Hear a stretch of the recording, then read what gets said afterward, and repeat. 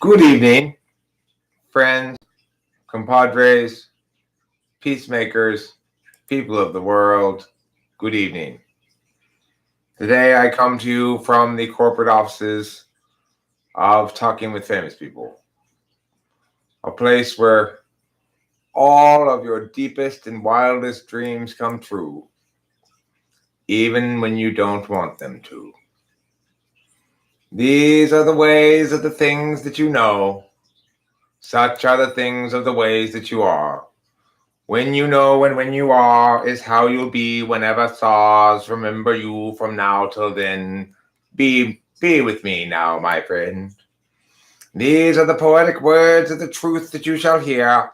Ethan McDonald claims nothing lasts forever, but my words do. They last forever. And as Prince so boldly proclaimed once, that's an awfully long time. Forever. Rachel was under the misapprehension for a stretch of time that forever was a short period of time. But then she heard Prince explain, indeed, forever is an awfully long time. Nothing is so permanent as a temporary government initiative. Andromeda, is that what you want to be called? Andromeda? Or Adrenamedia? Oh, Ethan, my words are beings in and of themselves. My memory persists as long as there shall be sound. For as long as the mountains shall poke into the skies, so shall my being be. For as long as the sea shall be wet, so shall I be spilling wetness upon the world.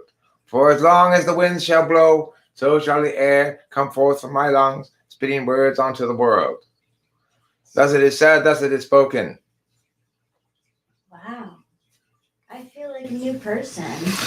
I mean, that really felt like prophecy to me. I think I might have gone into a brief trance there. Is that what you were going for? I wasn't going for anything. I went into a, and then I just spit prophecy, I guess. Wow. Eric, do I have an idea how FI works? How does it undermine what it values? How does it undermine what it values? Or how does it determine what it values? What are the underlying factors we're taking into consideration?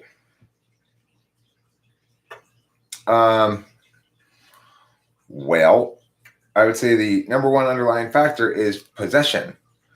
So you think of FI manifesting in the animal kingdom as mother animal very aggressively protecting her children animals, right? So that's FI. It's she doesn't aggressively protect other creatures, children's animals. You know, like let's say I'm a cat and I have babies. I might aggressively protect my own babies, but I'm not. If I'm a cat, I might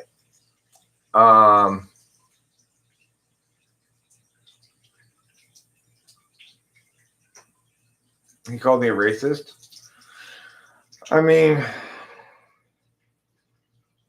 almost for sure, if you say I'm racist, you're a racist. I'm not. I'm obviously not a racist. So if you think I'm a racist, then you're probably thinking about race way too much, and you're a racist. FI polar is its feather in the wind. I mean, FI polar is about what's legitimately and authentically valuable to you. So if you're a parent, you have a biological valuing of you have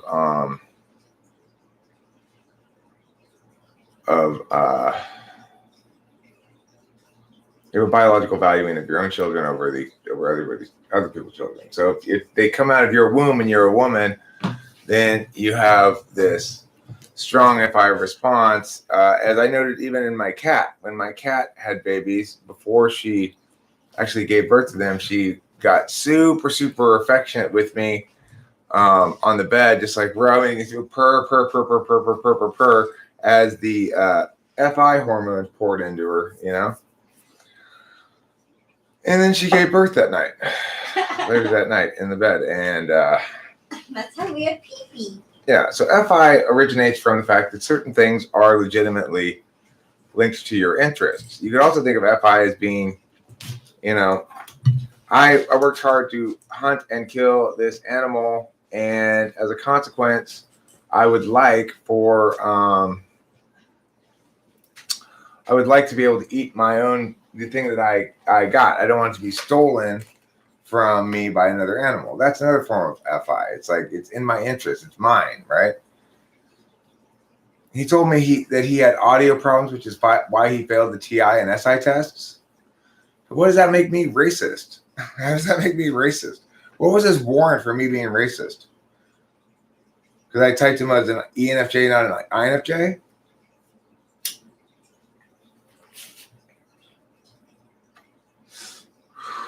The dude on his channel is geeking. I don't know.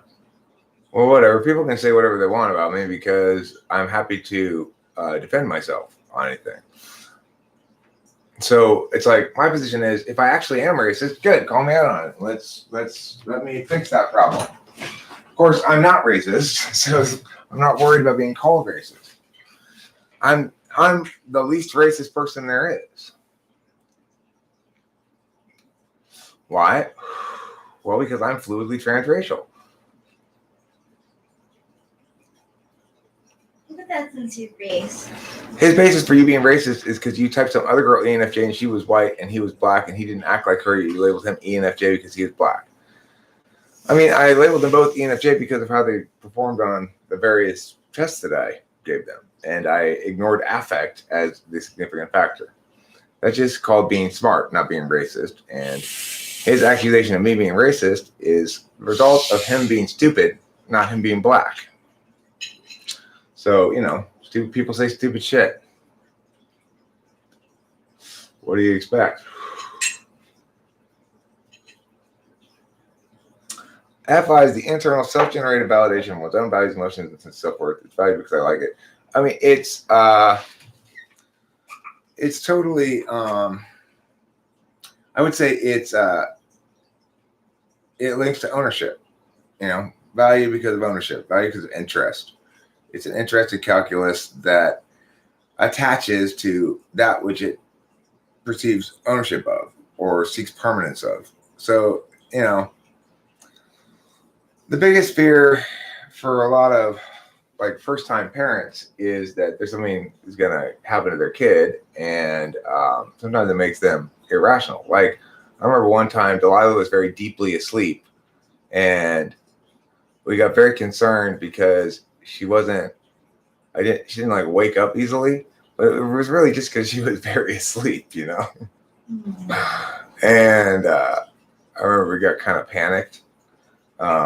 Called the doctor and said she woke up. At that point she'd woken up because we had bugged her so much to wake up. Mm-hmm. And she woke up very slowly. That's what all I had to say was.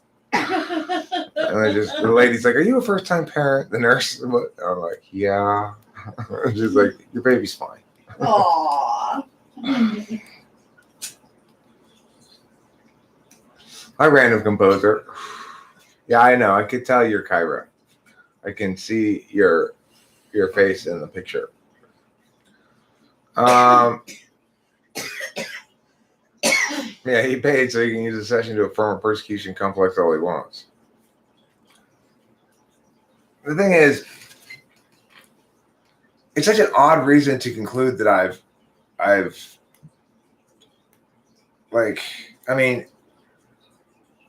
it's such a rejection of reason in favor of FI driven NI, I guess.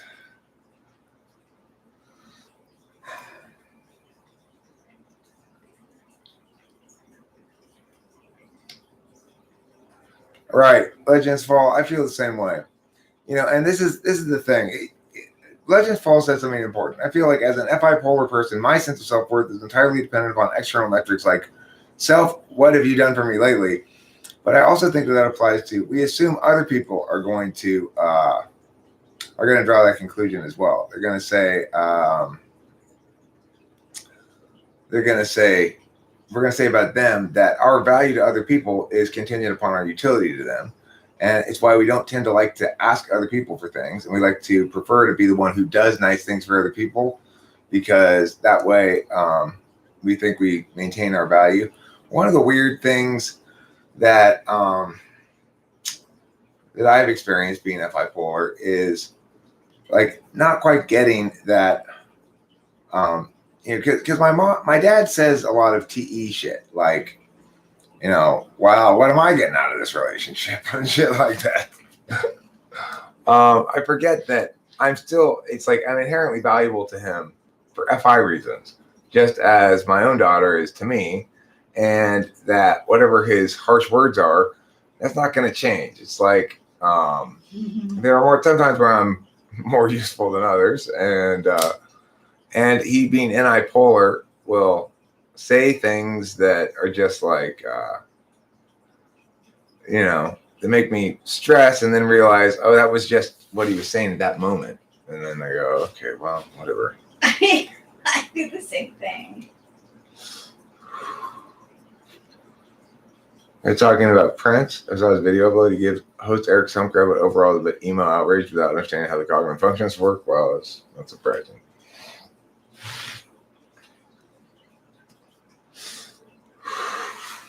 I just think it's hilarious that he calls me racist.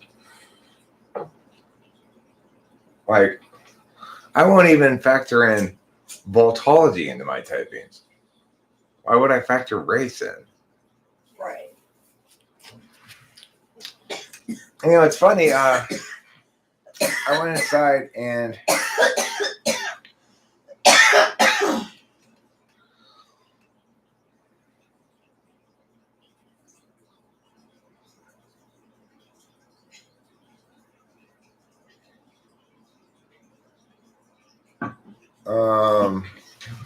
so there was this thing that Lawnmower or Grass Eater was saying earlier. Hi, Donald Bummington. Hey, look, it's Google. It's Google Chrome. Whoa, it's Google.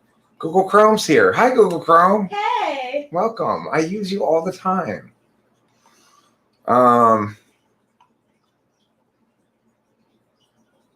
I found myself a bit affronted that he used the words rigged, which is very TI of me. Rigged is not correct, even if you had edited the video with confirmation bias. I did edit that video because it was 2 hours long, and there was a huge stretch of it where he was just taking the rat test, and I just didn't want to have it be super boring.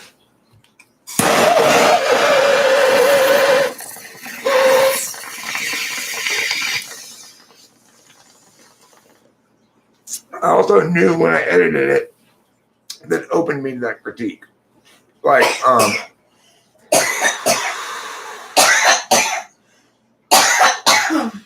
if he's going to disagree with my typing and he wants to argue that I did something wrong or whatever, and I edit it, then he can always edit that I cherry pick stuff. Of course, I don't give a fuck what type he is. So, what is this channel about? I believe I called you Brummington, didn't I? Yeah. I don't think I called you Donald Bummington. I think I called you Brummington. I did call you Google Chrome, though. So, what is the purpose of this channel? The purpose of this channel is so grand and substantial that it's difficult for me to articulate in a concise fashion. Let's see. The salvation of all humankind. Is that the purpose of this channel? Perhaps. The resolution of all unanswered questions? Yes, that is part of what it is. The opportunity to ask me a question like that and get directly responded to with a bunch of words that may or may not link directly to what you asked. Yes, that is one of the opportunities you get to enjoy here at a wonderful, wonderful channel known as Talking with Famous People. Do we actually talk with famous people? Well, it depends how you define famous people. If you define famous people as celebrities, the answer broadly is no. I don't know any celebrities. I don't do a lot of legwork to talk with celebrities. And yet, nevertheless, the channel is called Talking with Famous People. Why? Because you now, Donald Brummington, comprise a famous person. That's right. Just like Legends Fall, Hambone,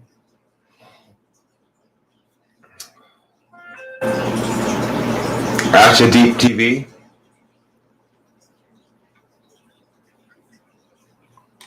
And that ENTP guy was kind of cute, though. Well, I don't doubt that he's much better at humping than he is at thinking.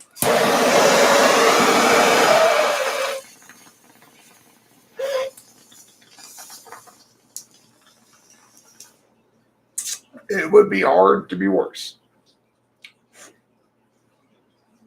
Gonna get more aloe. BRB.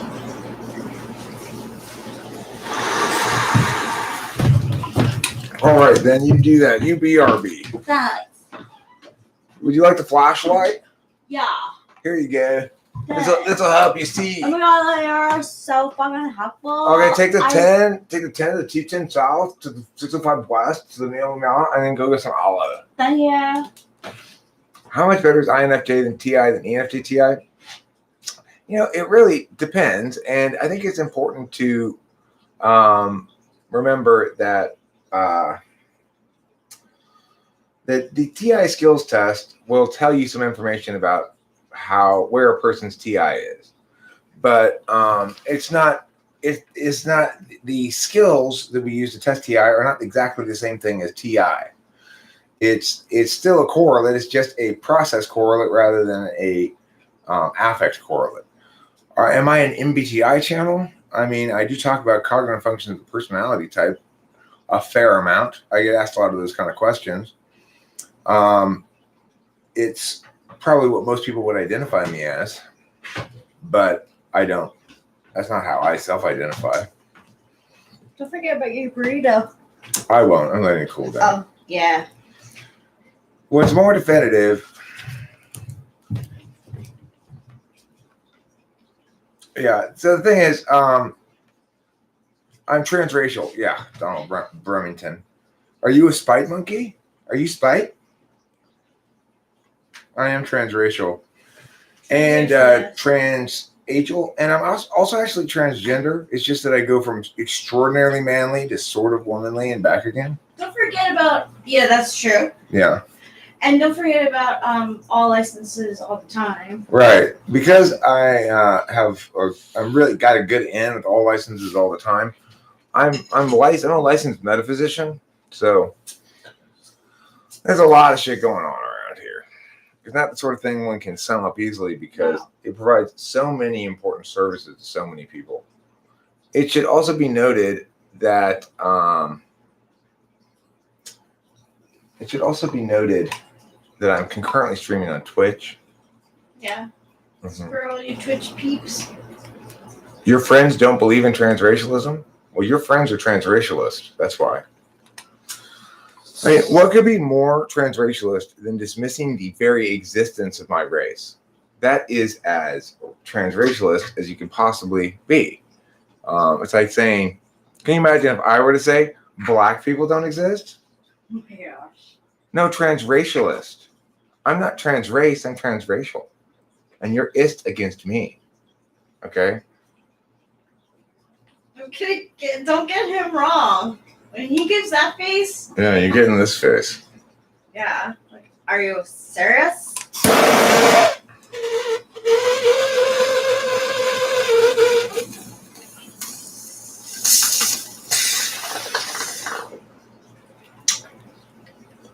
Reflector.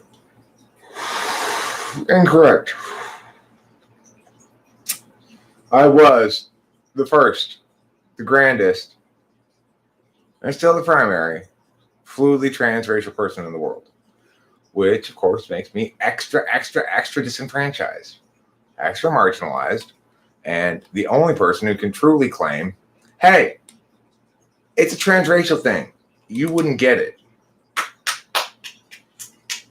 Yeah, I'm multiracial. Yeah, she's multiracial. I'm fluidly transracial. There's a big difference between that.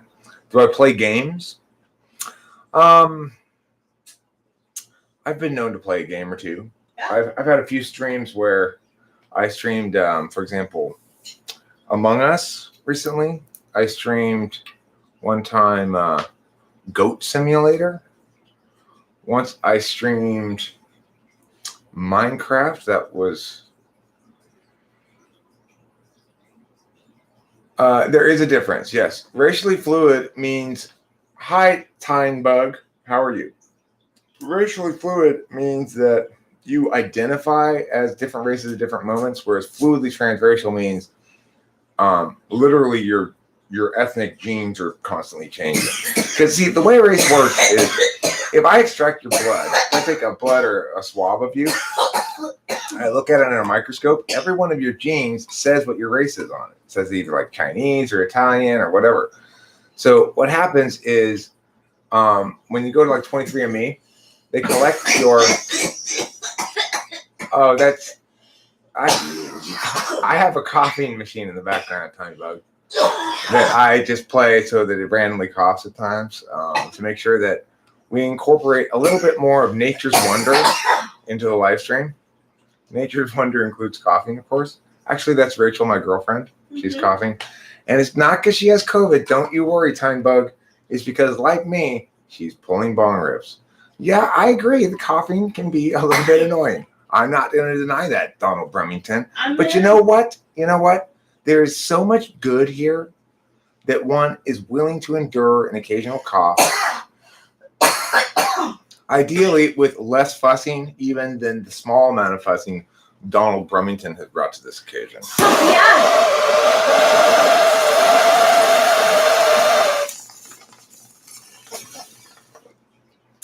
Is Rachel okay? Yes. I would worry more, Pink Telephone, if she weren't coughing. If she weren't coughing, it would be appropriate to express concern that perhaps her THC levels were getting dangerously low. You know, that kind of goes without saying. So, what are my thoughts on C.S. Joseph and Dave's superpowers?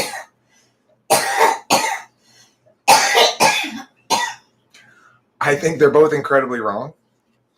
I think they both are winning the wrong contest. They're tying for first place and being super wrong. Yes, they both are wearing the wrong contest. And they've got gold medals because they're so super wrong. That's what I think. They're tied for first place in wrongness. Okay, so for those of you who are concerned that the coughing will continue indefinitely, Rachel does eventually cough it out, and then we have a long stretch of time where there isn't any coughing. So please. It's all part of the charm. It's all part of the homey charm of talking with famous people.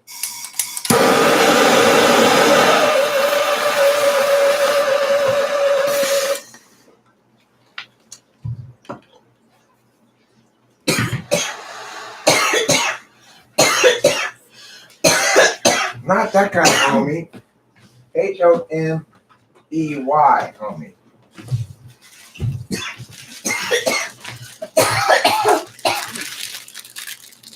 So anyway, the coughing will continue until morale improves. What am I using?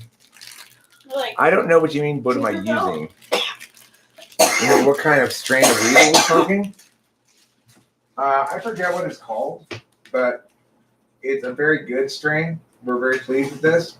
So the weed store that we go to here in Arcadia, or in the unincorporated county area here in Arcadia, is called Weed Mart, and it's what you call a gray market store.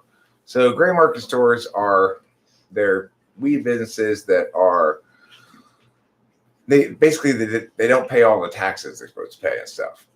So the weed tends to be a little bit cheaper there, but also the quality is a little bit more hit and miss, I guess. Anyway, we go to the weed store the other day, and we get one of the girl bud tenders. Now, almost all bud tenders in California are women. They're almost all young women, attractive-ish young women. Okay, so, and I guess the reason for that is because I don't know why it's that way, except I guess maybe they get the most guys coming back / more tips. I'm not sure. Yeah, more tips. I think it's maybe the same principle as a bartender, having an attractive female bartender. Yeah. But of course, bud tenders, unlike bartenders, you go to a bar and you order gin and tonic, say, for example, you know whether you're going to get the well gin, which is going to be shittier gin, or whether you're going to get like Bombay Sapphire. You likely already know what kind of alcohol you want to get, and you are unlikely to be unclear about which alcohol is of higher quality and which alcohol is of lower quality. So is that the sort of thing you typically ask bartenders? Well, I'm unfamiliar with these alcohols you have here. Can you please tell me which alcohol is better? It is not something you're going to ask a bartender very often, but it is something you always ask a bud tender. So it looks like Donald Brummington is Cloud, probably. Okay, so the thing is, at the store, there's this one dude who's a bud tender there, and the rest of the bud tenders are all chicks. But the bud tender the only bud tender that I really trust there is the dude. He knows his shit. Yeah, so when we went to the store the other day, and we asked one of the girls who we got, we're like, hey, are you, which one do you think is best from the connoisseur show? And she's like, and I was just like, hey, I saw that guy was done with his customer when he was walking by. I was like, hey, can I ask you a question? Can I ask you, please? Because he seems to know. And in fact, this is really dense, kind of heavy weed. Yeah, it's good. It's also kind of sleepy weed, like it makes you sleepy. And if I were to say it has any detractable qualities, I'd say it's a little bit of a headachy weed, maybe if you smoke a lot of it. But it's gonna last a long time because it's so dense. Yeah. It's super dense. Put a little teeny piece in, and you get, you pull like 2 bongers when you get done pulling. That's exactly what I just did. I put a little bit too much of it in, and it was a dense, big bonger. A dense nug. Yeah. Also, sometimes I get like stage fright. So like people being like, "Oh, she's coughing," only makes me like cough more because I'm like thinking about it.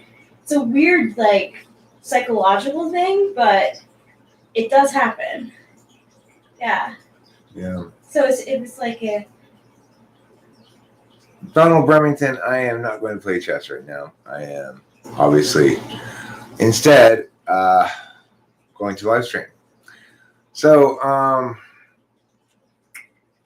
Via Octavia Silva. Hello, what cognitive function or type is more in touch with hearing and sight? For example, someone who's aware of sounds or seeing things through other people that are completely oblivious to. Okay, so Jose Santiago, that question is an interesting one, and I think you have to differentiate between kinds of hearing and kinds of sight, essentially. So if you're saying who's most likely to be a hunter in the woods and notice at 400 yards the slight bit of movement that represents a longhorn elk that you're hunting or something that's otherwise well camouflaged, who's going to notice that most? Well, I would guess it would be probably either an ISFP, ISTP, ESFP, or ESTP. If you're saying who's going to notice a key element in a piece of media that brings the meaning all together, that's going to be more of an intuitive who notices that. If it's a visual element, it's more likely to link to NI, probably. If it's a language element, it might be more likely to link to NE, depending. In general, I think that the metaphysical functions, NI, TI, FE, NE, link more to sound, and Octavia still says, before I go, Eric, my INFP friend whom you typed and I are both extremely aware of the physical world. He spots caterpillars on the road when he drives. Well, remember, it's always going to be the case that when somebody brings something to your attention, it's going to be, like Octavia Silva. I might point out the following thing: when you hear information, observations, you're more likely to retain it when it links to your own tool function than you are if it's linked to extroverted intuition. This INFP friend of yours may make a lot of observations that are extrovertedly intuitive and that you don't recall or that don't stand out, and an occasional rare instance of extroverted sensing observation that does stand out and you recall. So that's possible as well. And extroverted sensing in general is a function I feel like I still need to clarify what exactly, I still need to understand it better. It doesn't seem to link as clearly to kind of competency in the physical world as it typically is portrayed to link to, as I typically have portrayed it as linking as.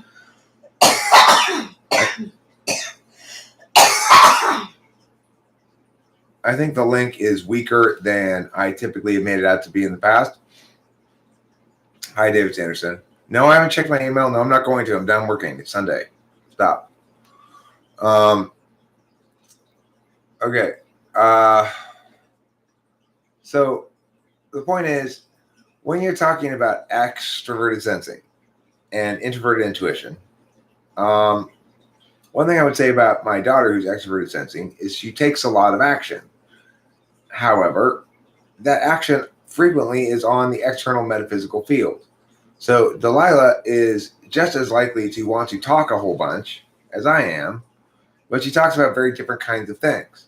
So I'm trying to reconcile that with my understanding of cognitive functions and extroverted intuition being linking so much to putting information out on the external field. The question really is, of course, in part, it's not so much the talking as it is the ideation. And so it's like my daughter likes to act a lot on the external metaphysical field, but she likes to act in ways that are, she's much more likely to talk about stuff that happened to her, how she perceives herself or whatever, than any kind of new idea about meow, meow, meow, or explanations about why or how or stuff that I do, So defining SE in a way that is correct, which correctly expresses how the SE person prioritizes action, especially an SE Dom, prioritizes action while not necessarily being this adept athlete kind of a person. It's the most everything I see about ISFPs suggests to me that they perceive themselves as big procrastinators, as not people who are getting a lot of stuff done, completing a lot of things, having good follow through. I am not sure yet if that's because of some self-perception thing, or if it's because that's actually the case. I think it may be more difficult for an ISFP to determine their singular course of action that they're going to pursue than it is for an ISTP to do so. But basically, I think, what Octavia Silva says there is, I don't think I've properly defined SE yet. I don't think I quite understand how it links both to action in the physical world and also completing tasks and stuff, and yet seems not to link to that, at least in self-identification, for ISFPs. So it's a troublesome spot for me. It's like I'm not quite sure what's going on there, and it's an area of weakness in the model. And Pink Telephone says, I'm an INFP and I notice animals are things I care about, but not walls or so much. So, that suggests what Pink Telephone is saying is that the FI is predominant there, and the FI directs the polar SE to observe that which is precious to it. I mean, we all have sort of machine code level of every function, right? So I'm polar FI. It doesn't mean I don't have a lot of FI. In fact, I do have quite a bit of FI. Rachel sees it all the time as I experience emotions, like, I finished reading this book this morning and I experienced an emotion of crying because it was, I guess, sad or moving or something. And it was rather strong. So I experienced the emotion of crying. And Rachel noticed it and she said, I felt the same way when I finished that movie because it's this book I read. So I need to get a beverage because I'm dying of thirst. I'll be right back. I'm gonna go to the fridge in the garage. Get back here.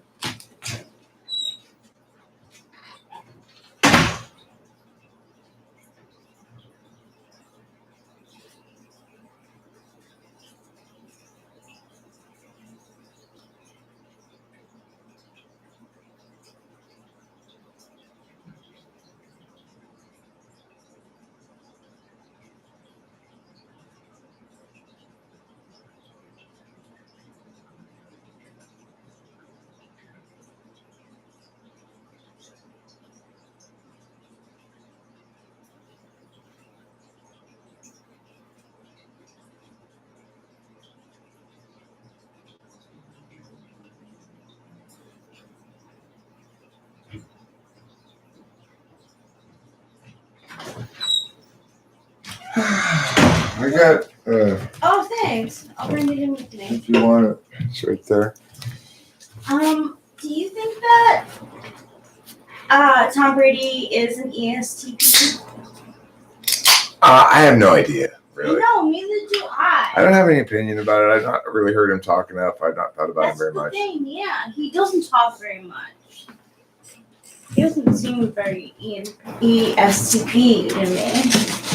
Well, I want to respond to what Swift Eagle says here. Keeping in mind that Swift Eagle is NI polar. Because NI is not fast or requires much reflection. Well, it's both true that NI is not fast, which means it doesn't happen at your behest necessarily. It's also true that it's instantaneous, that it's a knowing function, and as a consequence, that most of the time when NI DOM knows something, they just know right away, instantly about whatever. So it's not slow, but it is the case that it occurs after various queues have been processed. So let me give you an example of instant NI, and then my TI breakdown of it thereafter. We were just watching the football game inside, and there was we have on the closed captions because my dad's deaf, and the closed captions said,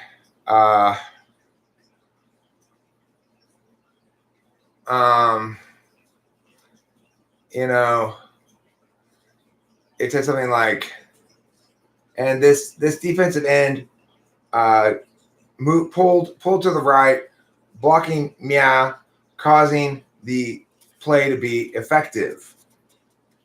That's what he said. Okay, but it was muted at the time. But the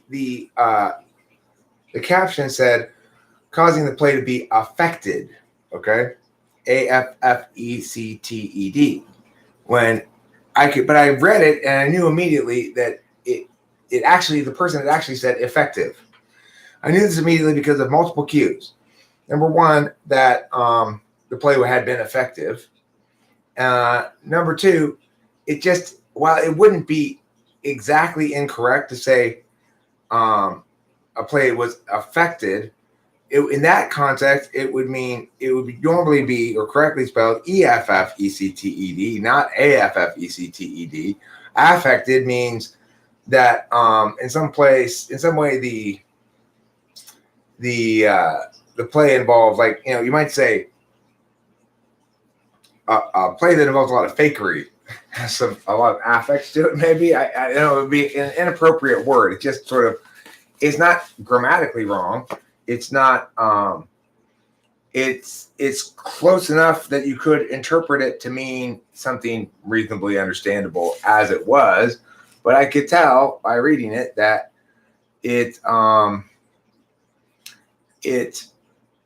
was meant effective. Now, I'm going to go back to the beginning of the story and correct something because I wanted to set it up this way, but then I figured I'd come clean at the end here, which is no, it was not muted. Okay.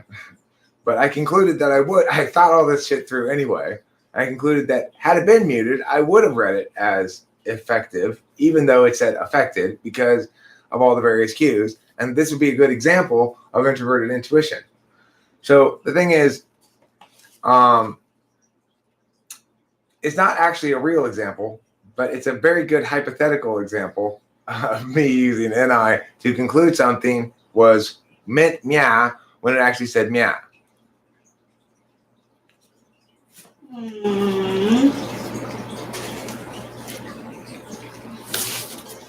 The last Mahomes touchdown won hand bonus fantasy week by 0.26 points. Nice. Congratulations. Congrats, indeed.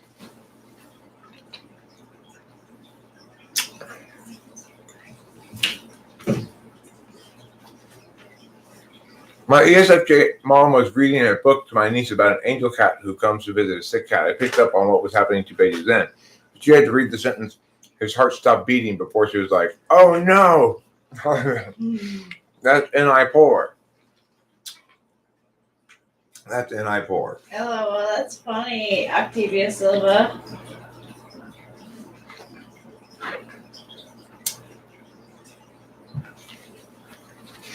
You think who was mishandled? Tebow? I mean, I think Tebow had a lot to do with that himself, you know. He had a lot of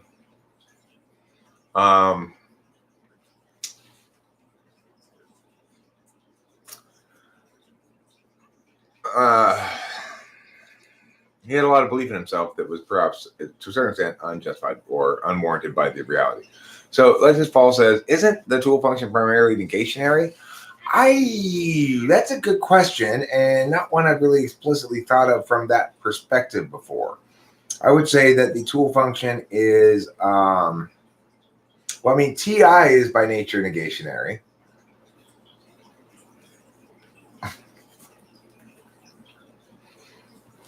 So, you know, if you're generalizing from your own experience, you're going to say, it seems like it's negationary. TI's most native thing to do is to say, this is wrong because. And in fact, when something passes TI muster, it basically means you have failed to invalidate it. That's a good thing with TI. But I don't know if I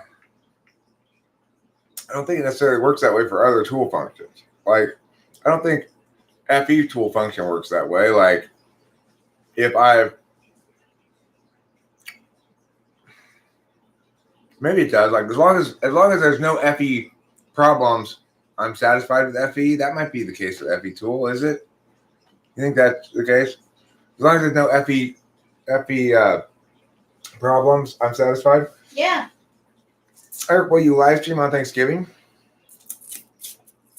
Probably. I was just talking about Thanksgiving inside with my dad. Oh yeah. What did We didn't decide anything.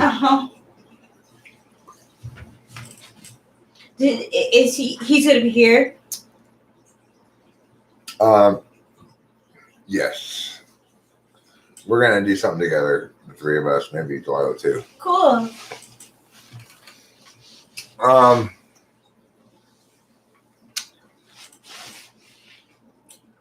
I mean, like Nietzsche's quote here, right? This is the kind of thing that now Cloud's not an INTJ, but this is the kind of thing that I think of INTJs as liking, okay? This quote by Nietzsche: out of all the animals, the most domesticated one is human. Now, of course, there's some NI like juice to it, I guess. But the whole thing is, of course, nothing but an equivocation fallacy. To say that an animal is domesticated means that it's reliant upon humans for its survival. To say that the same thing is true of human beings would mean something entirely different, right? Mm-hmm. It's not like To say that humans were domesticated would mean like that humans were reliant on chimpanzees for our survival. So it's totally an equivocation fallacy. We're not domesticated, we're the domesticators. And as a consequence, it's like to say that we are reliant on ourselves for our well-being. That's like saying that being responsible to yourself means you're a slave to yourself. No, it means you're not a slave. It means that you own yourself, therefore you're not a slave. Just for everyone who can't see, who's everyone? I have major heart eyes at Jose right now. Like this. Yeah. Her eyes look just like this. Mm-hmm. Look, if the sun were setting and we're put right in this heart right here behind me, I would be a perfect Instagram post. Oh, you would be. All I need is the setting sun right here and some of those Los Angeles wings behind me. Oh my gosh. Angel wings behind me. We got that. We got that one in Berkeley. Did we? Yeah, we did. I don't remember. I think there were two little wings, and we took it and you stood there. I think I stood there too. If there's anybody on Twitch, I don't know if there is or not watching, and they happen to encounter me via Twitch and no familiarity with me from YouTube, hello, welcome. I regularly stream on YouTube. I just recently started streaming on Twitch, and this is generally the gist of what it looks like. It's more properly titled on Twitch because I just call it Talking with Famous People podcast number whatever. Mm-hmm. I'm just going to keep doing that every time that that's good. You have to twitch severely to stream on Twitch, unfortunately. That is unfortunate. I didn't know they had that physical requirement. That a person has to actually physically twitch in order to stream on Twitch. That's an odd requirement. Mm-hmm. It seemed to interfere with their business model somewhat. There's a lot of things that I need to do with Twitch in order to make it more effective, I'm sure. There's like lots of channel, whatever you want to call it, customization and stuff. The thing about the Nietzsche quote is, I get, of course, that you can say a lot of people are somehow under-realized versions of themselves because they are too much subsumed by this or that frame of reference. Some of those frames of reference link to specific people. Like you might get somebody who says, I'm loyal to the president no matter what. And, if he says, charge into that death trap, you go, I will, my liege. Well, in that case, you might say the person's behaving as though, in some sense, they're a domesticated animal rather than a distinct, unique, autonomous human being. Oh, but just because sometimes behave in that fashion does not mean that metaphor is especially meaningful. As a matter of fact, even in the most extreme instance of that, it's only as domesticated as a domesticated animal, which is to say, willing to die or purposed to die for another. Domestication can be another word for conditioning. Well, I mean, it's a metaphor for that, right? So domestication can also be another word for settling down and being comfortable. I like domestication. Right. Rachel and I both like being domesticated. Does that mean, or domestic, I guess is what you call it, really. Domestic. The thing is, that doesn't mean that we have become sheep. We have bought into the dominant elite's lies or some bullshit like that. It doesn't mean anything like that. Mm-hmm. It just means we're human beings like everybody else, and we are not purely defined by our philosophical positions on the world and our various paradigms. Oh. People like Nietzsche who want to condemn everybody for being comfortable. It's like, okay. Yeah, really. Thank you, Nietzsche. Seriously. Thanks a lot. Comfort, civilization, the ability to do this is not indicative of being a sheep. It's indicative of progress. Eric, will you concede that absolute truth is not the same as TI truth? I mean, what do you mean by absolute truth? I agree that things that TI validate, there are holistic truths that don't TI validate that still ought to be valued. I would agree. In fact, I'm somebody who says that aesthetics, for example, there are aesthetic absolutes more that are like as objective as any other kind of absolute, but that you can't TI defend argumentationally. So I'm not trying to say that all good truths are reducible by TI. However, I would also point out that when we talk about truth in that fashion, we're using it mostly as a metaphor, that in reality, true is one of the three possible values we assign to a statement, that is to say true, false, or no truth value. So when we understand how people actually use the word true, then we understand what the word true really means a lot better when we get fixated on the definitions of it. Because it's very easy to get hung up on certain map labels and think that they're more important than the linkage symbolically to. It's like don't lose track of the territory for the map. Yeah, you either get me or you are my enemy. I fucked that up, Hambone. Sorry. You know, Cloud is very fond of a rhetorical technique that he's given me lots of examples of over the time, and I kind of want to make a compilation video of just me reading Cloudisms, such as, once you start thinking a bit more, you'll realize how bigger it is. Oh my god. That's great.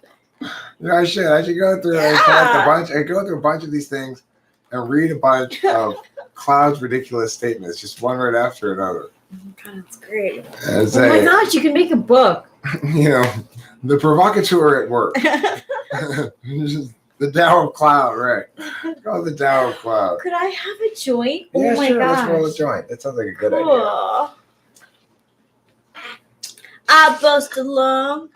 Now, Rachel, I am going to suggest if you're particularly close to the mic and you have a copy of it, maybe put your face into a pillow or something. Okay, that's That's a really good idea. Thank you. Sure. I just want to let people in the stream know, just so that we all are clear. You also sometimes see Hostericans, boxers, and there are farts that occur, and also X-rated or NC-17 nighttime stories. Yeah. So. Well, as a general rule, I like to refer to them as bottom end communication rather than farts. Bottom end communicates. Yes, this is bottom end communicates with the stream. So, don't forget to pay attention to my bottom end communiques. Expect a lot of different things. They're aroma free. They are. Actually. I try to burn them with this torch if I can, making them aroma free. Yeah.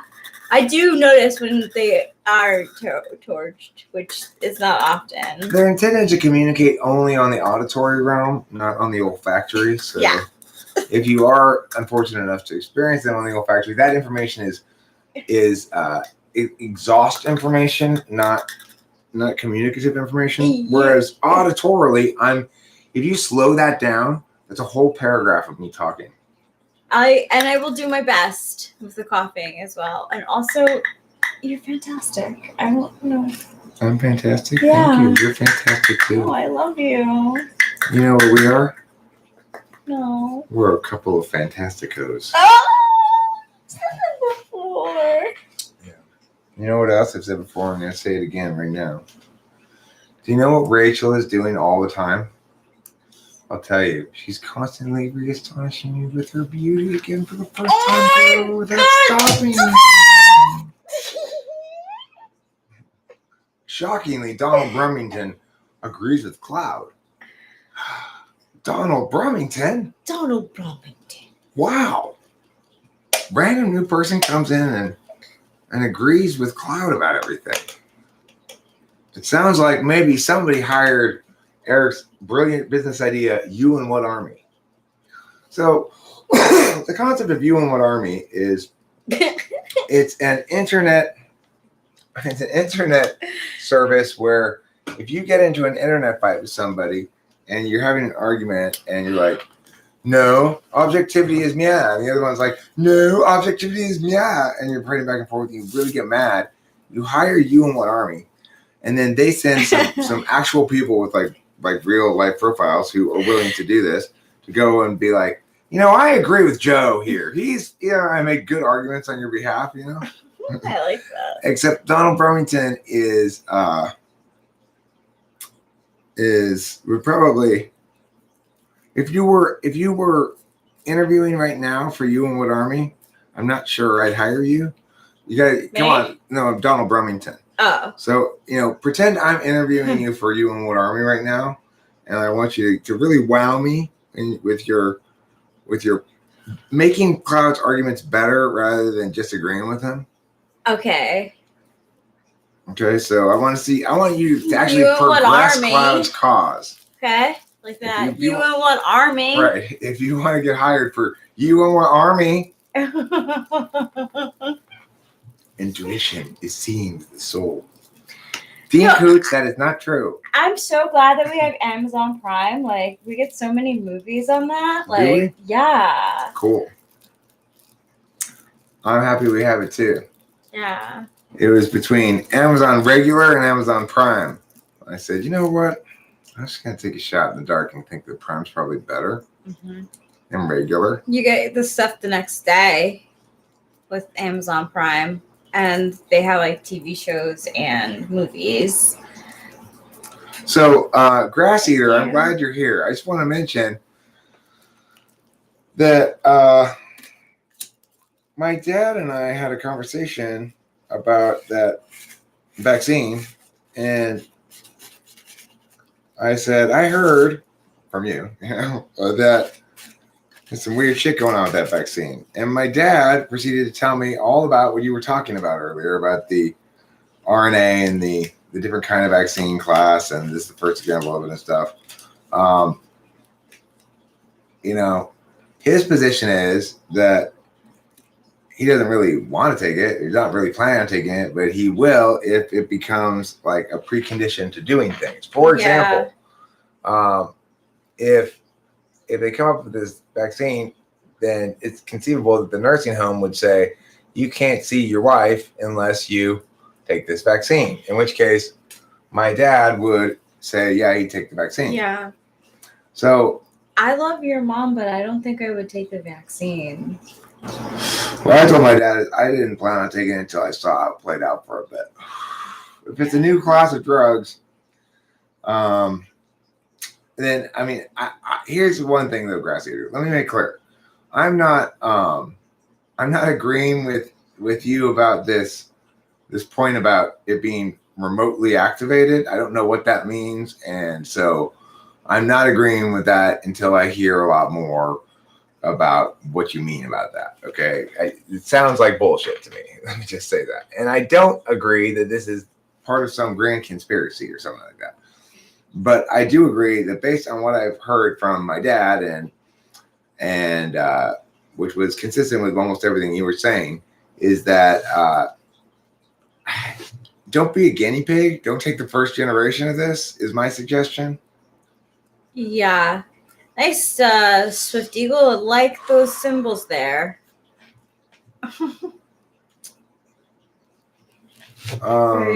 So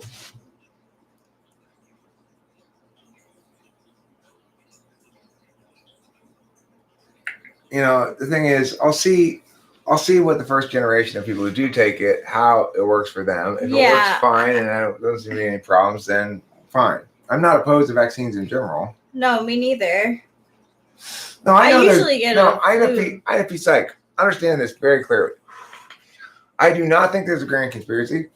I don't think that they're intentionally making some to meow me, But since it's a new class of drugs, I'm a little skeptical that in the rush trials that they have, that they will have accounted for all of the side effects and or harms that might be implicit to the thing. And I want to wait. I don't want to take the beta version, I don't want to take the beta version of the vaccine. So Neither do I. let me make that abundantly clear, INFP Psych. I am not saying that it's some sort of conspiracy. I am not saying that the vaccine is inherently a bad idea, that people shouldn't take it. I'm saying not either. That I don't trust anything to get anything right the first time the first generation of it, especially when, like Curiosity says, this is absolutely true. It's an entirely new class of drugs that they've hypothesized, but haven't gotten to work in the past. Well, it's the way it works is it encodes mRNA messages and impacts them into and puts them into versions of the virus that then presumably communicate with your white blood cells or T cells what they need to attack and what they need to not attack. Because the problem with COVID is when your immune system doesn't respond correctly to it, right? So they're trying to get people's immune systems to approach a given problem differently. I don't know what it might do. So in other words, INFP Psych, I can imagine a circumstance where somehow that messaging goes haywire and it ends up instructing my own body to attack my own liver or something. Since we're dealing in uncharted territory here, I'd rather be less rather than more of a guinea pig. Yeah, I have less faith in anybody getting something exactly right when it's uncharted territory the first time than you do, obviously. I'm not saying they should take more time. I'm not advocating that they take more time for a 1 year long-term adverse event trial. I'm not saying that they should. I'm saying I'm not going to be one of the people who guinea pigs that trial. So if they launch it without that trial, they're doing that trial. They're just doing it on the general population.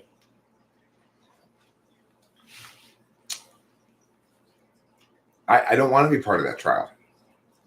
And that's perfectly reasonable, right? INFP Psych? I guess I consider myself to be a feminist, but I'm not someone who, I believe in equal rights more than anything. I don't really believe in separate groups. I feel the same way that Eric does about groupism. Don't get me wrong, I have the spirit animal of the bottom line is I don't want necessarily to being a deliberation type, action deliberation type means if I'm going to take action, I want to fully understand why it's the right action to take or whatever, ideally. So the thing is, I don't want to learn as much as I need to learn to TI conclude myself that this vaccine approach is something I have faith in, right? Or something that I should have no worries about. And it's not that I know that I do have worries about it necessarily. It's that I don't necessarily want to invest the amount of time and attention that's necessary for me to resolve the question myself. And I don't trust anybody else to resolve it because almost everybody on this issue is highly politicized. I'm the only person who's opposing. I'm the only person who's opposing what I would call COVID alarmism, who's not saying anything that's objectively wrong or even questionable. So some people will say masks don't work. I've never said that, right? I've never said masks don't work. The Aaron Courtney, are you bringing attitude for some reason? Because no me gusta. Let's see here. What was I saying? Oh, right. I'm not saying masks don't work. I never said that, right? So It's like you'll hear most people who oppose the COVID measures arguing that masks don't really work. That's not a good reason to oppose the mask mandates. The mask mandates are easily opposed for good reasons. There's no good reason. That's not a good reason to. Probably they help somewhat. I mean, let's not be unreasonable about things. Obviously, to the extent that you limit the amount of exposure you have to unfiltered air, in other words, you filter air to some extent, it's going to have some effect on what you inhale. So it's silly to say that they have no positive impact. People make that claim.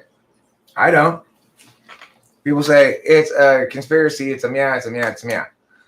I don't make any of those claims. People say don't take the vaccine because it's going to that they're trying to get you that way or something. I don't say that.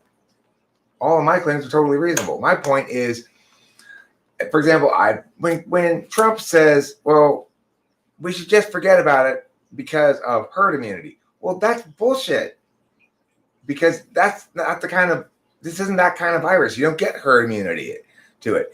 It's not like chickenpox. Chickenpox is something you get herd immunity to. So why should we just let it run its course? Because letting it run its course, on balance, it has vastly preferable outcomes to the current approach. And since the only reason we are justifying the current approach ultimately is on utilitarian grounds, and given the massive wrecking ball it's proving to be in terms of rule of law, that's just one of the areas of impact to consider. But when you actually factor in all the impacts of either letting it run its course and or doing what we're doing, the former is the preferable on balance in terms of impacts. Not because of bullshit reasons, not because of herd immunity, not because of but because on balance, the total, if you measure all the total impacts, and you actually evaluate the thing honestly, and the actual fatality rate and the actual harms and the actual risks and all that sort of stuff, and the actual success of the approach we're taking. In other words, these lockdowns aren't working. It's exactly what I was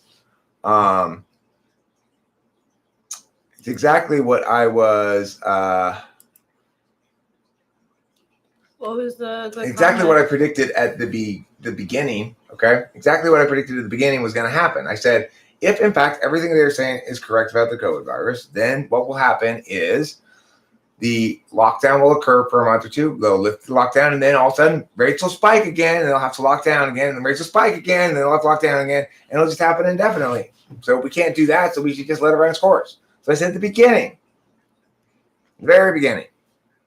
And everyone's like, oh, no, we don't need to worry about the future. Just right now, freak out.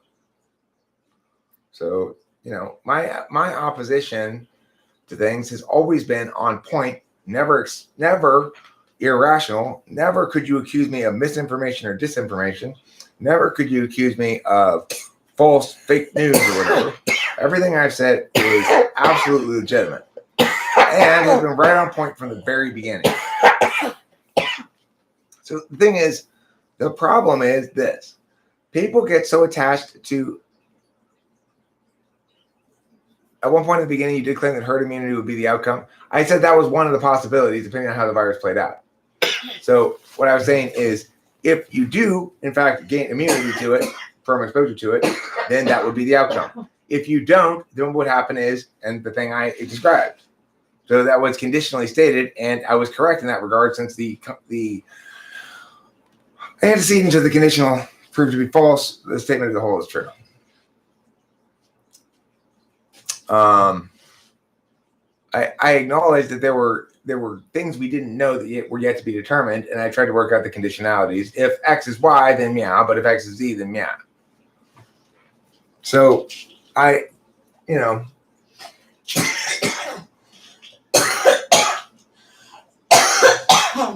is COVID man-made? Asked Jeff Shaw. My position on it is the preponderance of the evidence suggests to me that it will be resolved ultimately, more likely to be, if I had to put my money on it, if the matter becomes firmly resolved in a determinate fashion at some point, one way or the other, which means all the arguing gets done, then I think it'll turn out to be man-made. But That's my position. Okay. That's my position based on the preponderance of the evidence. I think it's the best position to hold. I do not assert that we have good cause to conclude definitively that it is man-made. I assert that when you look at all the particulars, it seems to me to be more likely man-made than not. The main reason I've concluded that is because the people who say it's man-made have articulated a very specific warrant. And the people who say it's not man-made have not responded to that warrant. Usually that means that the warrant, there is no response to the warrant, and the warrant's correct, and the argument's correct. So what I'm saying is this. If most likely, if it were the case that COVID is not man-made, then the argument being made right now, which is that there are two parts of the virus that are identical to bits of virus that were taken from a gene bank, that are found in a gene bank, and that identicalness is proof of them being inserted in specific spots in the genetic code of the virus. And it can, that basically, if you look at the virus, you can see where this thing was spliced in, this thing was spliced in, because that element is identifiable as an example of something from a gene bank, basically. So, okay, the point is this. In all of the answers, I've searched quite a bit. In all of the answers I found to this warrant, in other words, in all the answers I found to the question of whether or not it's man-made, I found shit tons of stuff that says, no, it's not. I haven't found a single one of those things that actually addresses that warrant, that says, no, it is not the case that two parts of it were taken from a gene bank, or no, they are identical to the thing from the gene bank, but that's common. It actually is natural that parts of it are going to be identical. That's totally nature. I haven't read that. I haven't read, no, that's totally fabricated. There is no such gene bank. I haven't read that. I haven't read that the results of the study that showed that, in fact, there are spliced in elements were falsified, that there was a problem with the methodology. I haven't heard anything that addresses the actual warrant. So note, I don't care, right? I don't care. I mean, it's irrelevant to what we should do about it, in my opinion. So, and I am not only using a disinterested calculus by habit and by nature, but I genuinely don't care. So what I'm telling you is, based on how everything looks, the fact that you can't find an answer to their actual argument is strongly, strongly suggestive that their argument is correct. It almost never happens that people can't answer something because they just haven't gotten around to it yet or something. It's almost always because there is no good answer to it. So, I mean, that's a very powerful reason. And people would start having COVID parties when they realize you can't recatch it. Okay, well, in that case, if I said that, then it was before I had read the stuff about it being coronavirus and therefore being subject to the same problem that the common cold has. It must have been very early. I learned pretty early on that like coronavirus, I mean, like the common cold, coronavirus's issue as far as the vaccine goes is that you don't stay immune to it for very long. So I learned that fairly early on. So the thing you're quoting must be very early on, is my guess. Or it could have been me having a moment of brain failure. I don't know. If it's a bioweapon, I don't think it's a bioweapon. I think the most likely thing is it's a engineered virus that's been engineered for us to presumably do research on and come up with better ways to fight viruses or something, and it escaped accidentally a poorly contained Chinese research facility. I suspect that's the most likely thing that happened. That would explain why are the doctors from that facility not available? Why aren't they available for anybody to talk to? Why aren't they on the scene treating the thing or handling the thing? Why have they disappeared? Why has China made it so that they can't be spoken to? The main doctors in charge of that facility have all been hidden away. Wow. So, I mean, there's a lot of circumstantial evidence, plus some direct evidence that's not been responded to. There may be a good response still to this direct evidence of the splicing and stuff. There may be a good response to it. But why, if there is, why haven't any of the highly interested parties who wanted to push the message that it's not man-made, why haven't any of them answered that warrant then? Why haven't they answered that argument? Why be non-responsive? There's only one reason people are non-responsive, because they don't have a response. You know? And I have enough experience of people being non-responsive with me in life to know non-responsive people are wrong. Almost always. It's just how it works. There's a reason why they're not responding to what you're saying, because they got no answer for it. They're wrong, and yet they're persisting in their position, even though they have no answer for it. And, the only thing to do is to wag your finger at them for being stupid. Asshole. Long story short, she was finally able to leave her house, and I still couldn't get a date. That bitch. I'm gonna go to bed. I love you, my precious wonder. I love you, mine. You're my forever life partner. Oh my gosh, really? Of course. How could you not believe me? You're right. I love you. Oh, no. What? I thought I saw moisture come from your eyes. No moisture. Okay. I just turned over here to look at this thing here, and Because of course I believe you.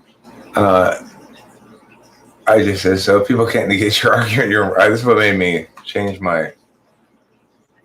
Oh. I started thinking about that. Oh, wow. I switched subjects That's very quickly. Yes. Yes. I'm glad. Okay. If I laughed No. until I turned my head away. It made me feel so much better. Thank Okay. you. I love you. I love you too. I'm being pretentious? Am I? No. I don't think he's talking to me, actually. I think he's talking to somebody else. Good night. Good night, darling.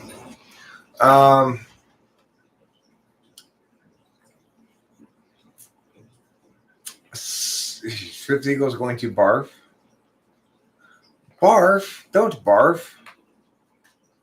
Let's have a barf-free live stream.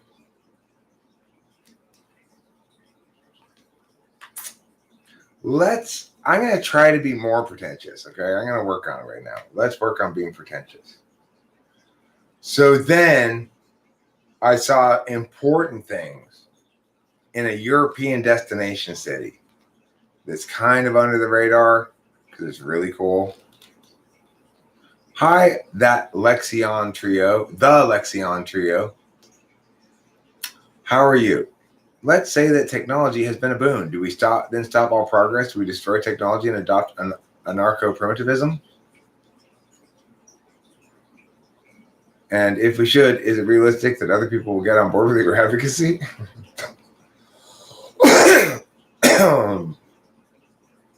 Until her color fades, I would bet. What? What are you saying? Why do you hate Rachel so much? Of all people, Rachel's a wonderful human being. There's no reason to hate Rachel. Welcome to the Thunderdome. Welcome to the jungle.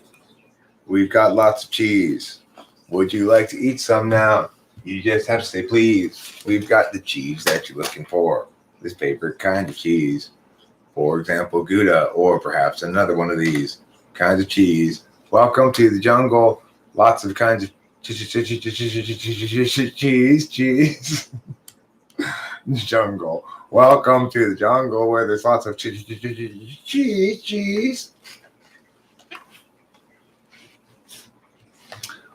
When I wanna come down, so down.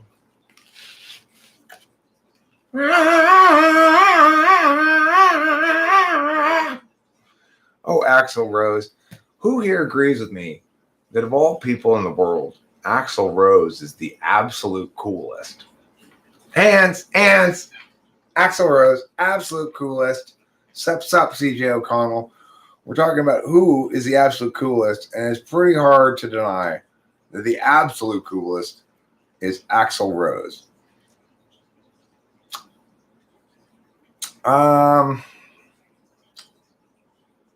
Sometimes immature people just tell you what they think you want to hear because they don't know what they want. Yes, that's right. Those immatures. I hate immaturity. I love maturity. That's why I'm so mature. Axl Rose was a wife beater? Really? Who says? I'm not a wife beater. I don't even wear a wife beater.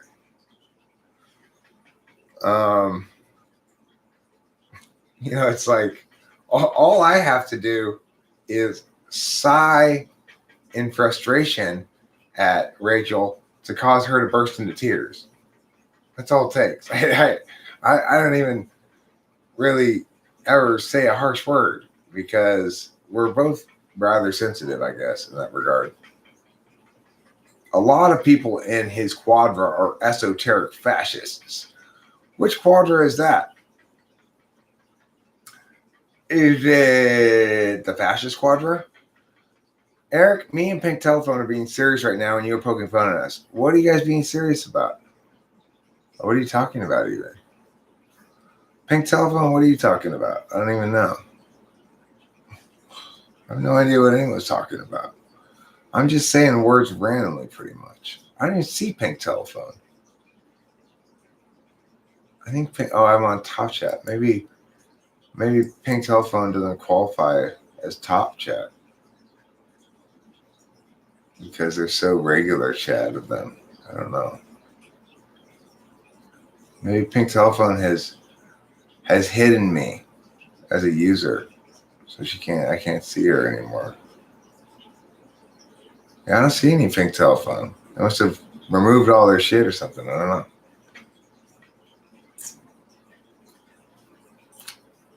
Eric do be vibing though. It's true. I do be vibing.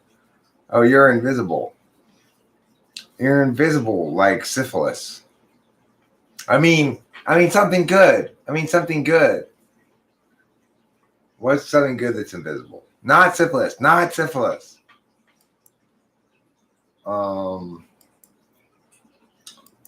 Invisible ink. That's something good. Show me how you do that trick. The one that makes me laugh. She said, the one that makes me smile. She said, wrap your legs around my head. Show me how you do it. I promise that I'll run away with you. Yes, I'll run away with you. Yes, I'll run away with you. Yes, I'm constantly running away with you all of the time. It's true.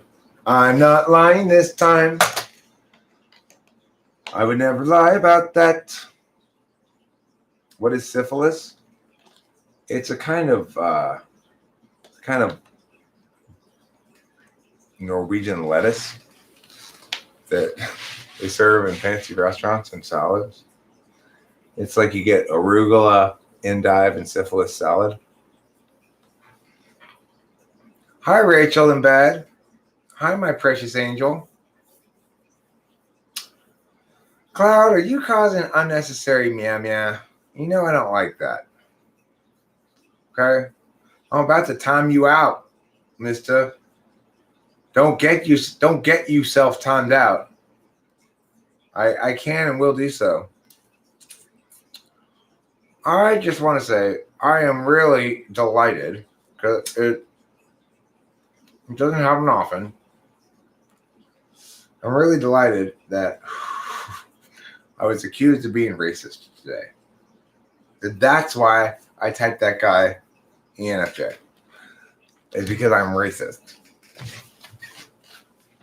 Ay, ay, ay. Can you imagine? I mean, is that so? It's like, what is my purportedly racist perception that links race to ENFJ in this way or that, you know? Like, is racist of me to, yeah, it's called racist for typing the guy ENFJ. That because I typed this other ENFJ with a rather different affect, also ENFJ, that meant I had typed him ENFJ because I was racist.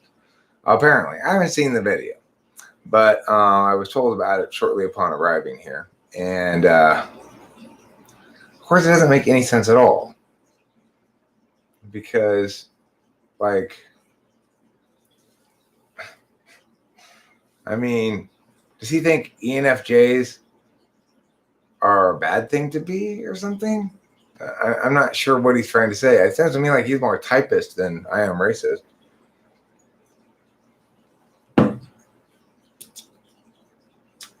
Now, here's what would have been racist. If he had paid me to tell him what type he was, and I had told him he was Chinese, that would have been racist. If he had paid me to tell him what type he was, and I told him he was French Canadian, that would have been racist. If he paid me to tell him what type he was, and I told him he was African American or black, that would have been racist. But instead, I told him he was ENFJ. Huh? No, I guess he made a video about it. Yeah, Freddie Fortunato. He made a video about it. Pink telephone.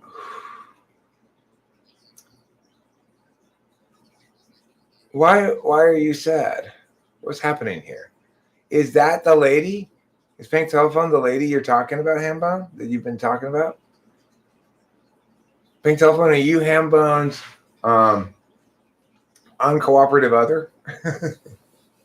For lack of a better term? Is that lady you talked about before that's giving you the runaround?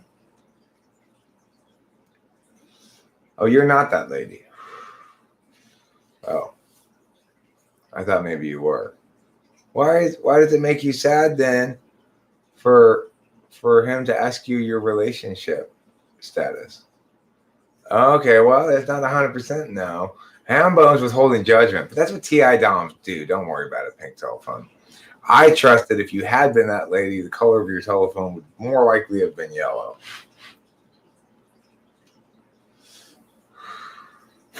What are my experiences with psychedelics, if I've had any? Well, back in college, I did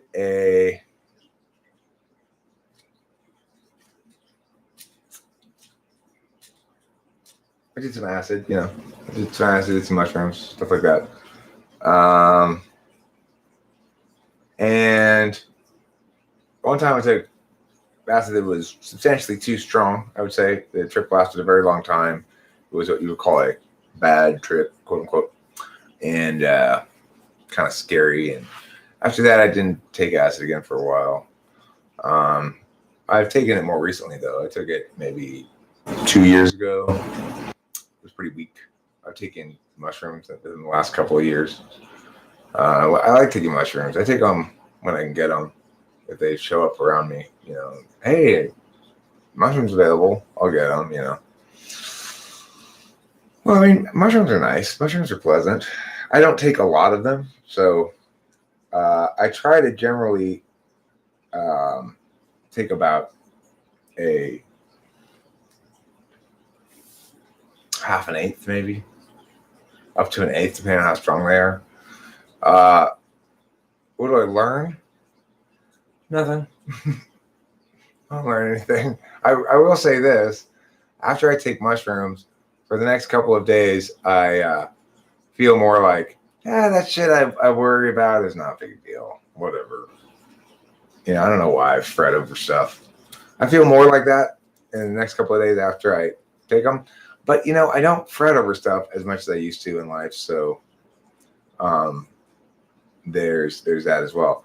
Dave Sanderson, I'm in Autonomy, by the way, if you want to chat with me, he said, if you're still here.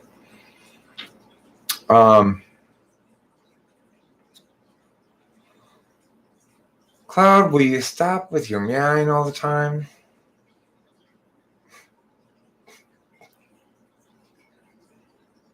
Dr. Logi says, you can't have life without death, all part of the cycle.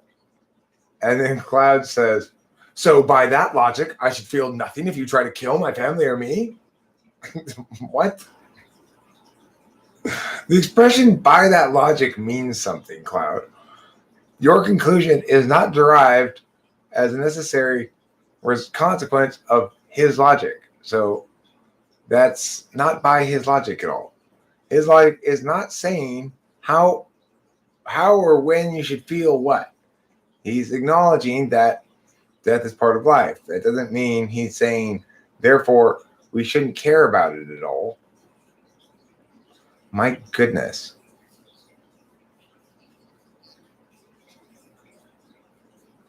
Read the previous discussion, dumbass. Okay. All right, Cloud, fair enough.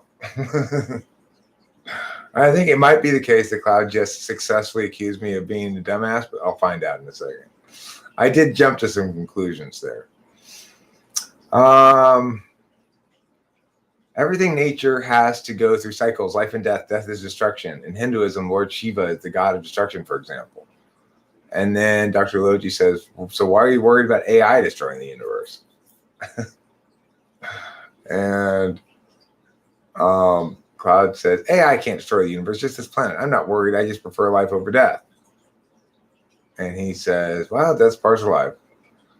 And you say, so by that logic, no, I didn't need to read the previous part of the conversation. It doesn't change anything I said at all.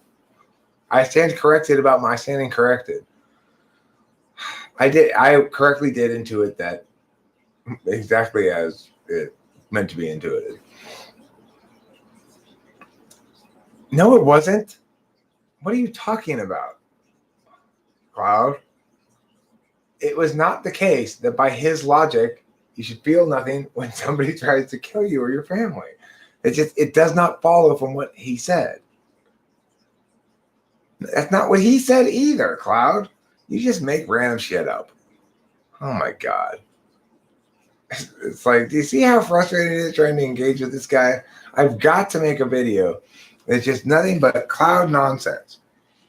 He pointed out that if you think about, if you're affirming this Hindu cycle of destruction and then he said, then why are you worried about AI destroying everything? It's all part of the cycle. And then you said, oh, no, because it won't destroy the universe, it'll just destroy the planet. And he said, well, life's part of death, death's part of life. And then you said, by that logic, yeah. That's what actually happened, Cloud. So, no. Your incredible leap of straw man, your incredible straw man long jump ability is not going to pass any muster at all. Cloud is the world champion of the straw man long jump competition. And the reason is because of what he said at 10:07 p.m. Pacific Standard Time, which is the truest thing I have ever heard Cloud say. I don't get this at all. I know, Cloud. I know. What's my position on free will? Better than pricey will, right? You know, if I got to pay for it, then, I don't really need that much will. Free will, however, it's a resource I'm willing to exploit. Ba-da-da-da. To tell you the truth, I think free will and the ability to operate in a conditional realm are synonymous. In other words, that because conditionality exists and we can anticipate or predict or imagine multiple possible courses of action, multiple possible outcomes, that's what comprises free will. You can't expect free will to run afoul of the singular linear nature of causality. So it's not the case that you can expect that in order to establish free will, you have to not only establish the ability to conditionally consider multiple possibilities, but also the capacity to go back and undo something and remake the choice. Well, then you're trying to impose conditionality upon the causal realm, and that's silly.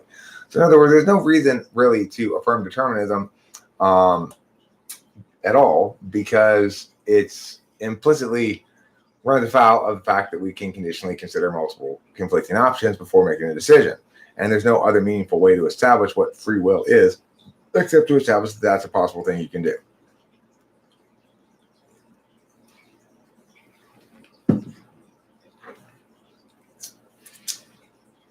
For people who try to argue, yeah, but still, it's like everything's a consequence of all these different vectors that come into play and make you choose what you're going to do, and you don't really have any other choice. You never actually do anything other than what you say. Okay, well, then you define what would qualify as free will. Because we do know that there are multiple instances of behavior that comprise different levels of will that we perceive as free.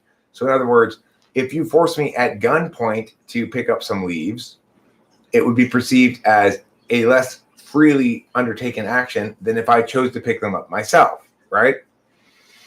So there's no good reason to conclude determinism, because we do distinguish between those actions that are forced or coerced versus those that are not. And so that's one meaningful way we can distinguish between that which is freely done and that which is not freely done. Another meaningful way we can distinguish between whether as a species or as an entity, an agent is an independently operating free automaton or not. And the answer is, well, do they have the capacity to consider multiple options before taking action? And the answer is yes. And they have conditionality. They got some sort of mapping mechanism, whether it's complex like ours or simple like some kind of a animal or whatever. Then you've established free will as meaningfully as it can be established.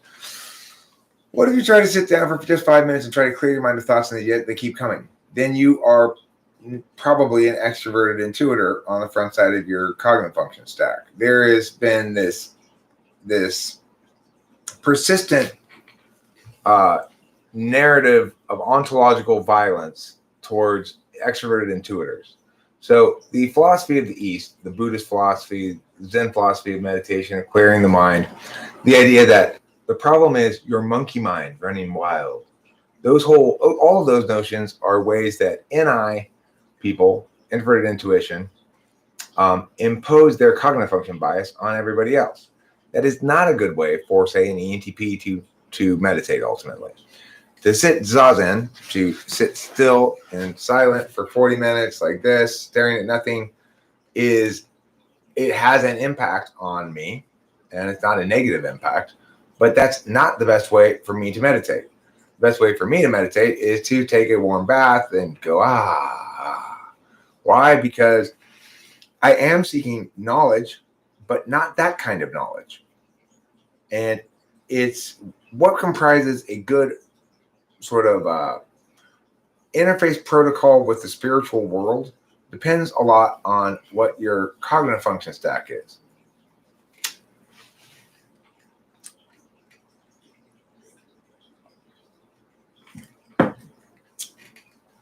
Okay, INFP psych. You want me to change topics to what? You feel like you're back in grad school taking PChem? Am I using too much jargon or what? Or anything I said about free will? Oh, well, I mean, it's pretty straightforward. If I make you do something at gunpoint, you perceive yourself as not having done it freely. If you choose to do it on your own, you perceive it as having chosen it freely. That's one way we can conclude that free will exists, because we can distinguish between the degrees of freedom that a given action represents of our will. That's one easy way to understand it. The other thing about conditionality and causality, that involves a little bit more fancy talk, but basically it says if you can imagine taking a different action than the one you take, that's the only way we can meaningfully establish what free will means. That which does not have free will can't consider multiple actions and then choose one, but rather is compelled to take a given action, presumably by their programming or by some other outside factor. So we can consider possible alternative outcomes and make a choice, The fact that once we made the choice, we can't go back, unchoose it, and do something else doesn't change the fact that we freely chose the choice. We freely chose to choose the choice, choiceedly. Strawmen are cancer taking over the world. Lots of strawmen. Statements are either true or false or have no truth value. Don't forget that third possible truth value. Don't forget. What is up, both my diggity dog? Come slice what a homie do. I know what I'm saying. You hear? Okay, so we are currently double streaming on the double stream. I'm on Twitch and I'm on YouTube concurrently. Presumably, my Twitch stream is very poorly attended, as I see almost nothing in the chat from Twitch, a little teeny bit here from a long time ago. But nevertheless, I figure might as well continue to do this and gradually build up my Twitch channel so that I customize it and figure out how to do things properly. And it's easy enough to double stream without it's small enough amount of extra SE that I might as well begin this process of doing it and see how it plays out. Who knows? Maybe Twitch will take to me more than YouTube does. I will also say this, though. It says on there, if you're going to curse, you have to click this button. So I went ahead and clicked the button. So it's got an age warning thing on my Twitch, even though there's not very, it's not, I mean, I guess there should be an age warning on my stuff, really, because it's not really appropriate for children. Sometimes I make a lot of risque jokes. I've been known to spend a good amount of time making jokes about gaping buttholes and anal mucus and stuff. That's true. I do sometimes do that. So it's not necessarily inappropriate to say that there be an age thing on this. However, there are plenty of other live streams in which I don't do anything like that. And so as a consequence, it's kind of a tricky choice for me because I can't decide in advance how a live stream is going to go. Yes, exactly. Kshatriya Dharma. It's a term gotten from a literary icon, William Burroughs, from his book Queer, which tells the story of a gentleman who enjoys intercourse of the homosexual kind. UO Planet. Hi, I have a question. Is crack good for you? Well, I guess it would depend on what your current crack levels are. So if the doctor informs you that, for example, maybe your crack levels are dangerously low, then yeah, maybe so. Maybe you should do some crack. But unless the doctor does tell you your crack levels are dangerously low, I would suggest most people have adequately high crack levels naturally, don't need to administer additional crack to themselves. I appreciate the question, though, UO Planet, and I appreciate your chatting with me here on Twitch. It's an important question. Is CI Dom inherently vulnerable to running around in circles? Probably. Or your doctor actually suggested you lay off the crack. Okay, so maybe your crack levels are too high. It's important to get your crack levels tested every year because, things can change. It also matters how much salt you eat. Yeah, true. You can't trust those quacks. How does valuing the metaphysical aspect of fifth slot SE work for SI DOMs? Any thoughts? I think they like to be able to tell stories about stuff they've done, is the simplest way to put it.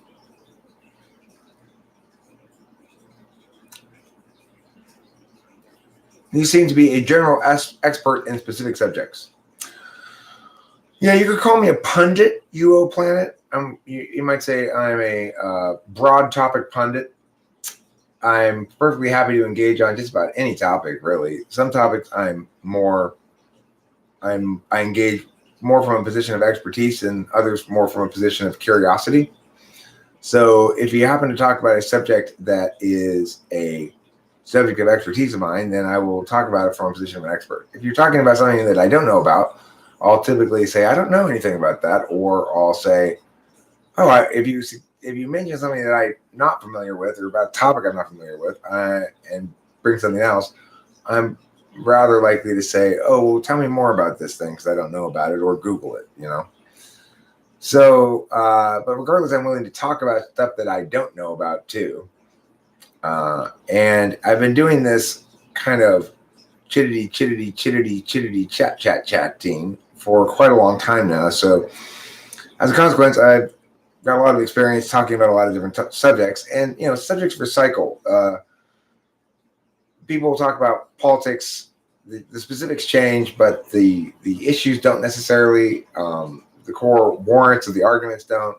By profession, I'm a debate coach, so I'm accustomed to understanding things in terms of different forms of argumentation, different kinds of explanation for things, appeals to meow, some of which are more justified than others. And I'm also, at this point, I think it's legitimate to call myself a expert on cognitive functions for sure. In fact, I pay people professionally, which is nice to be able to do. It's like you have to have a certain amount of legitimacy in people's minds to be able to charge them to type them.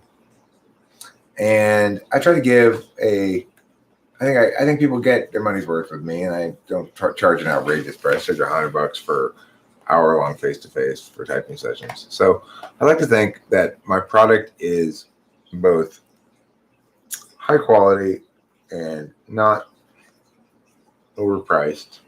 Anyway, I've been doing that for a long time now too, so that's given me a lot of data into the you must come clean. You're somebody from YouTube. Well, that doesn't surprise me. I always withhold judgment about chatters. I don't know, even if I suspect, even if I say, this is I don't necessarily know. I always try to withhold judgment. I mean, it's worthwhile sort of practicing my reintroduction. Well, I kind of am a life coach, Joey. Actually, I don't self-identify as such, or put it this way: I don't market that service. But just the other night, I talked to an ENTJ who wanted advice about a matter that involved rather substantial business dealings, like big money dealings and stuff. It was ironic to me, and it's kind of strange to me because I'm not that kind of guy, right? I'm not like big money business guy or whatever. But he was asking how to deal with a certain other individual who was in a position of power, and he wanted to understand that other person was an ESTJ, and he wanted to understand how to deal better with this ESTJ to get results that he wants. And also, basically, I had to sort of say, well, look, you gotta frame it as you got this choice or this choice, and you're not gonna get meow because of meow. No, I can't hear you. I wonder why I can't. Maybe it's because I have this on. Let me see.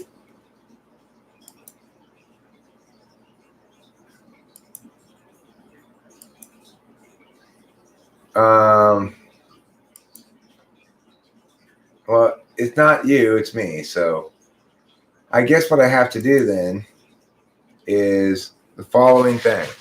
Even though I don't want to do this, but I have to if I'm going to have any success in life at all. If I'm going to stop the constant failure, I'm going to have to do the following thing. I'm going to go ahead. I'm going to put this on speaker headphone. The HDMI with the double stream seems to cause some audio problems. Don't know why. It just does. Let's see. Now can I hear you? Yes, now I can hear you. You see?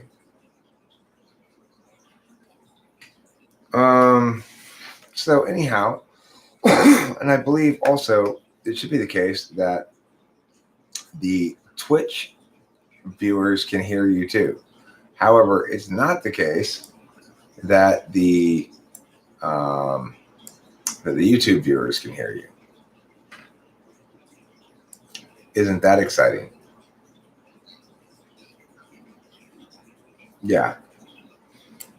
Why is that the case? Because I'm streaming with the software on Twitch, which includes the capacity to have audio from both my mic and a separate audio channel from the desktop, which is currently empowered because I just switched it over to headphones instead of yeah. How many people are watching on Twitch? I have no idea. I don't have the Twitch manager open. I just have the chat, and I guess I could look. 1, 3. The answer is 3. One of them is Hambone. I'm sure the other 2 are probably also from YouTube, but that's fine. I'm allowing for the fact that okay, so you could hear it the whole time, UO Planner, or what? Huh. That's interesting. I wonder how you could hear it there before it was. Yeah, I don't know. Whatever. I guess maybe it was coming through the headphones even before I switched it over. I'm not sure. Regardless,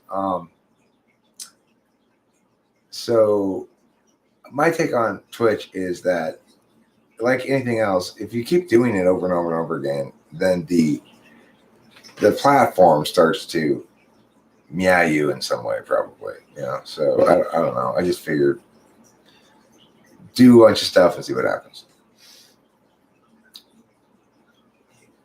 I still have to make it look like a channel and stuff, though. It just looks like I've not done anything on it except just started live streaming right away without setting it up or saying what it is or any of that stuff. So I'll get around to it. The thing is,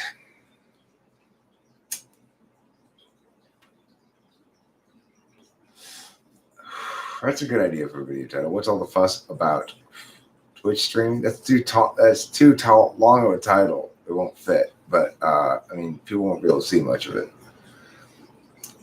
So a long way.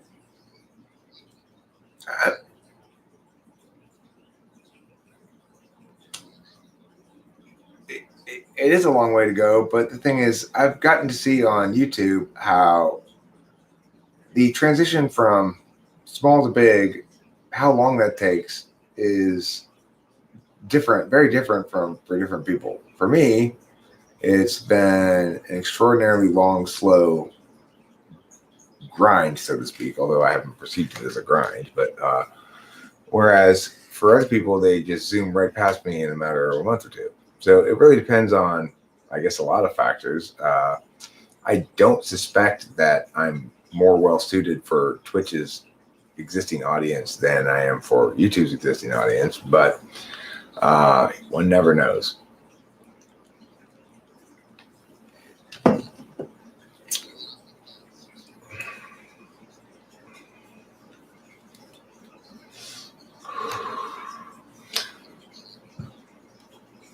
Well, it is still the very beginning of Sleepy Week, and I find myself oddly more able and willing to engage now during Sleepy Week and during times when I'm normally kind of than I have in the past, primarily because it seems like more is going on around here and it's more interesting. When you get a number in around 30 and stuff in the live chat here on YouTube, there's a lot of stuff going on in the chat. Some of it invariably is interesting enough that it keeps me continually engaged in ways that are very comfortable for me. So I I suspect that I'll continue to be more productive during downtimes and than I have been in the past. But it still is the beginning of the downtime, and tomorrow is probably going to be my least motivated day for the next stretch of time, because the last time I took any Adderall was yesterday, and when I take it, then it sort of persists weirdly into the next day. Even though you're not on it at all, you still kind of have this interest in extroverting that kind of goes away the following day. But I also took a nap today, so I don't know. We'll see what happens. It's always a mystery to find out how my life proceeds, since I don't seem to be very good at planning it.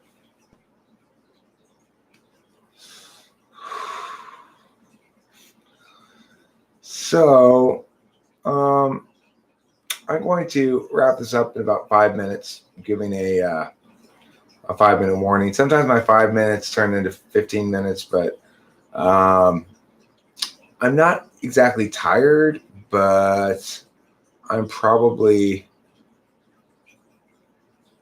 I heard Rachel was trying to stream the Titanic earlier today, but it kept sinking. That is a hilarious pun, Alt. That is a hell of a pun.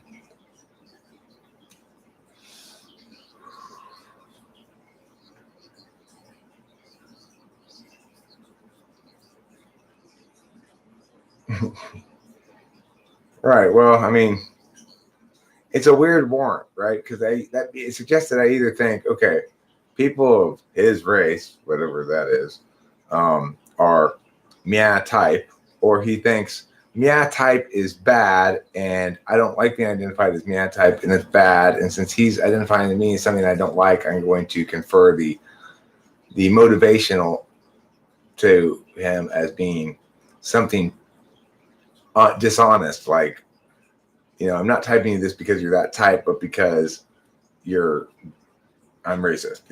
It's like, it's a silly argument, because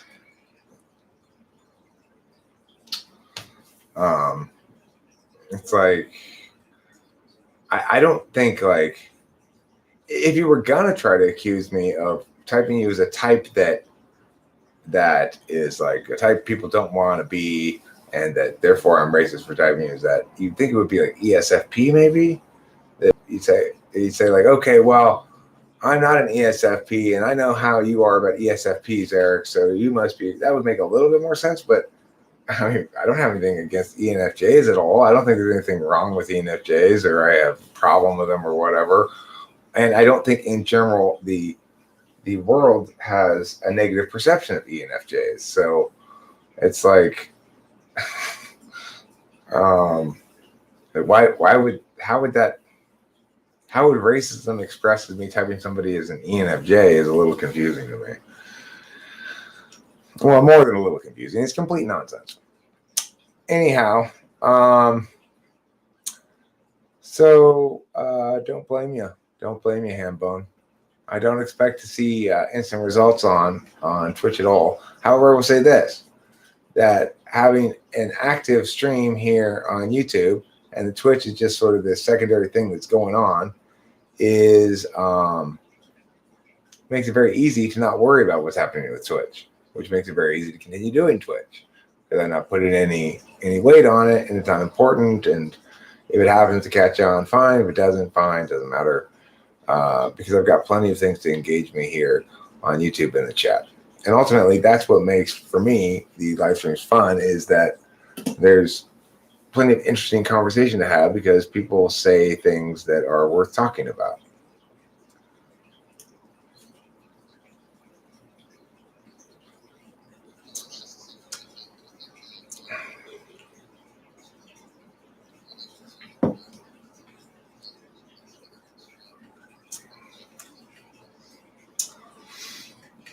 Okay, well, I could Google that and look into it. The thing is, I have a certain amount of energy for TE stuff, but that's one of those things where we got to hit the TE shit at the beginning of a bottle of Adderall, and we can get all kinds of shit done. I'm willing to say, okay, look, this upcoming bottle, which comes up like December 1st, December 2nd, or whatever. Let's confer and come up with a plan, and I'll try to execute a bunch of this shit, like a ton of it, all in a couple of days. And then we'll maybe get some progress, some genuine progress done. It's like I really appreciate the energy you're bringing towards outcomes, and I want to give it both its due in terms of its value, and also I want to make it pay off. Right now, though, is as the beginning of sleeping week, and I am just like I've been doing shit for the last 3 weeks. I need my week off, Now, granted, this is something my week off is less of a week off than it used to be, which is something I was saying earlier, and will continue to be. But let's plan for handling a bunch of shit come the beginning of December, a bunch of the TE stuff all at once, and if we can get some of it done before then, fine. But I need a few days at least to sort of just recoup from the previous few weeks. I got dragged into an extra weekend of Adderall that I didn't really want to by some work that people wanted me to do, and they added a bribe to me. Okay.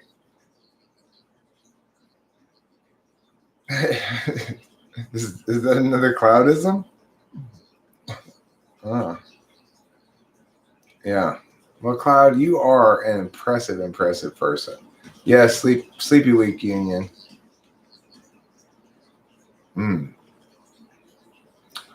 Right. I think in thoughts. I feel in feelings.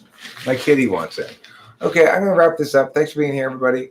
Don't forget to eat plenty of cheese, and I will see you all on the morrow, no doubt. Goodbye, David Sanderson.